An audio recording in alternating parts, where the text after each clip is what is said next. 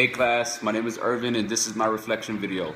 Um, what are some of the things I have learned in my industry that I did not know before the start of the class? Well, one of the things I would say would have to be that the corporate offices in these game companies, they're not even gamers, the people who run the corporate office. So it's kind of hard for a non-gamer to understand the type of work that we do. And I feel that that is going to be a big issue for game designers because they're not getting paid what they should get paid due to these non-gaming and non-understanding corporate authority figures. For me, that's not going to discourage me or anything. I just think it is going to be a problem that I will end up running into later on down the road because I don't feel the need for someone who doesn't know or really understands the creativeness of someone in my industry and to tell me, this is what you're going to pay me because that's what you feel corporations should pay. It's rhetorical, and I honestly think that it's nonsense. So I'm gonna bump heads with a lot of people in the corporate office once I get into the game design companies and stuff. Another thing that I learned about my industry is that by the time I graduate Full Sail University, we will be an estimated $115 billion industry. Which to me, that's awesome. Just hoping that the pay cuts go out to the right people who deserve it, in the industry, which is something that I learned that is not happening as of right now in the game world, in this industry. This class was even great. I actually loved this class. It was, I think it was a privilege for me to get to learn about other degree programs that actually are going to be part of what completes I would say complete a full game, knowing that I will be able to network with game art design students, game development students, even mobile development students, because as of right now in the industry, a lot of games are being made for mobile devices, so mobile revenue continues to increase, so which means I would love to network with a mobile developer within Full Sail to probably get a head start on some of these things. Did the course help me confirm my decision to pursue game designing? It did and it didn't. There's nothing going to change my mind. I want to be a game designer no matter what it takes, no matter how hard of an industry it is. It's not going to discourage me or sway me from looking at it the way I know I can do whatever I put my mind to, pretty much. So for me to get discouraged for anything that I probably researched throughout the first week of this class, no, it didn't stop. If anything, it made me want to pursue this more because of the fact it's a hard thing, it's a hard industry to break through in. It actually pushed me to work harder and be more creative. And I love a challenge, bring it on. That's what I say, so no. I will not give up, and yes, this class did help me a little to continue moving forward, but I already have it embedded in my mind that nothing is going to stop me from becoming a game designer. So yeah, that's my answer to that question. And now, what is one of the assignments that I really thought was helpful or that I really learned something useful from? I would say is the 3.0 networking plan assignment. It was very helpful and very useful. For one, if it wasn't for this assignment, I would not have researched so many different gaming companies or different gaming communities or anything like that besides the ones that I already knew of. But other than that, no.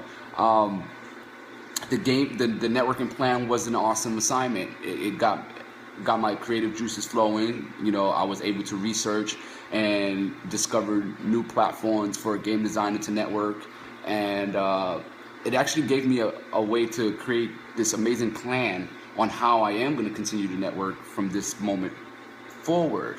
What I'm going to do is try my best to reach out to anyone and everyone I can, whether it's online, whether it's on school campus, whether it's attending conferences, whether it's attending seminars, any kind of network platform I think that I will be there. You will see my face there. Only for the simple fact that I want to learn everything I need to know. And just from a few courses in the school, it's not going to teach you everything you need to know.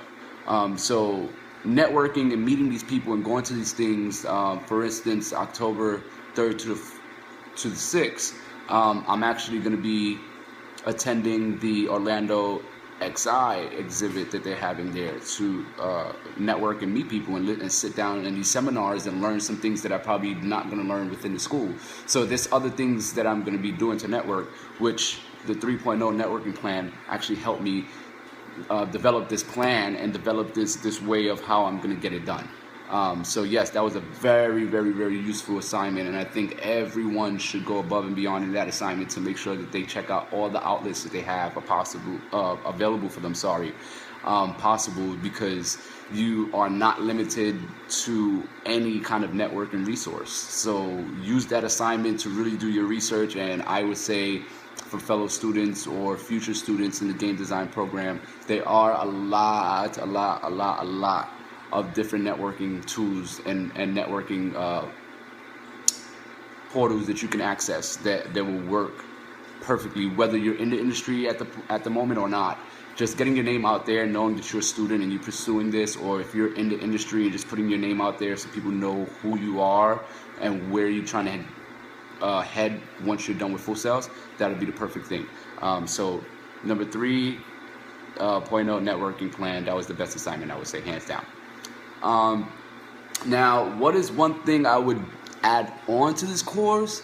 I would say it would definitely be to add on the expectations of everyone's industries, because we're coming into this, well, some of us are coming into this with no clue, no idea at all whatsoever on what our industry's expectations are, or what they're looking for in a game designer or a game art designer or a game development designer, or like just someone in any kind of media outlet. We need to know what our expectations are. So I think this class should have an assignment that focuses more on the expectations of what is required of us as these designers and as these developers, to know what is expected of us before we head into a field. I understand the first 4 classes is to see if you really want to pursue this, but I think within one of these 4 classes, which I think this one would be the perfect one to add it to, would be that the expectations of each industry, like what is expected for you in the industry, what are the things, the do's and don'ts to do in the industry. Like, I think that's something that we need to focus on more, because a lot of the students are coming out of high school and a lot of them don't even know what the real aspect of becoming a game designer is. A lot of them think that, oh, game designing is just going to be, I create a video game, but they don't know the hard work that goes into designing the video game. They don't know all the things you have to do to get your name out there. Everything, it takes time. It's just a piece of paper we're getting. It's sad to say it. I don't want to say it that way, but it is true. It's a piece of paper. We're getting a bachelor's degree in arts, science arts, but it's just a piece of paper. You have to take that piece of paper somewhere, and if you're not willing to put the hard work that is required to become a game designer, then that piece of paper is just going to be a piece of paper, and it'll actually be a waste of your time to be pursuing a degree for something that you're actually not going to do when you get out the doors of the school.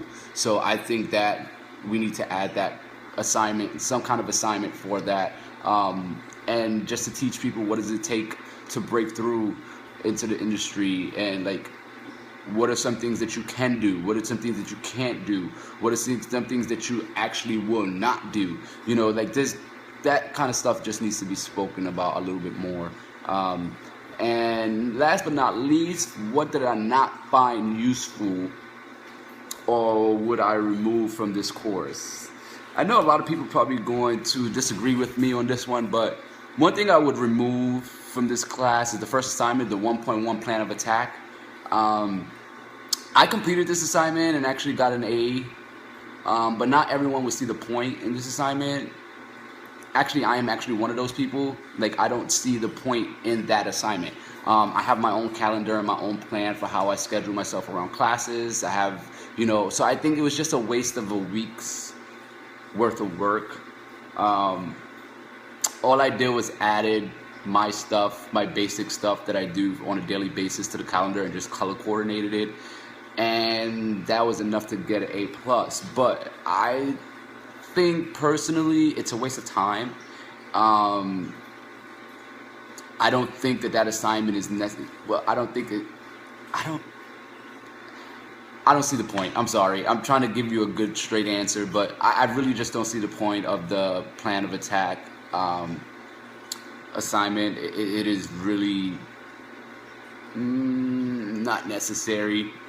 Everybody's never going to look at actually look at a calendar and say, this day I have this day I have that. Like a lot of us, well, like me, I'm kind of an introvert, kind of an extrovert mixture. So like there's certain things that I would not put on a calendar, even though I'm in an environment with my family and everything. There's just certain things I don't need them to know that I'm doing. And I mean, I don't see the point of a calendar. I have a smartphone, so I actually have notifications and I have things that let me know what needs to be done. And I think that's a little bit more accurate than actually putting a calendar on paper and printing it out and posting it somewhere in the house. It's just another figurine to me. It's never going to get looked at, really. Now, the mission statement, on the other hand, is a complete different thing. The mission I have an actual calendar that I do cross days off because I need to know what day it is, because I'm involved with so much stuff that I do besides work and school. I also do things on the side. So there's a lot of things that I have on my notifications in my phone that it won't even fit on the calendar anyway if I wanted to use that. So I think the plan of attack is useless. But hey, to each his own, right? This was my reflection video. I hope all you guys enjoyed, and hopefully this will get me an A+ too. Come on guys, we can do this.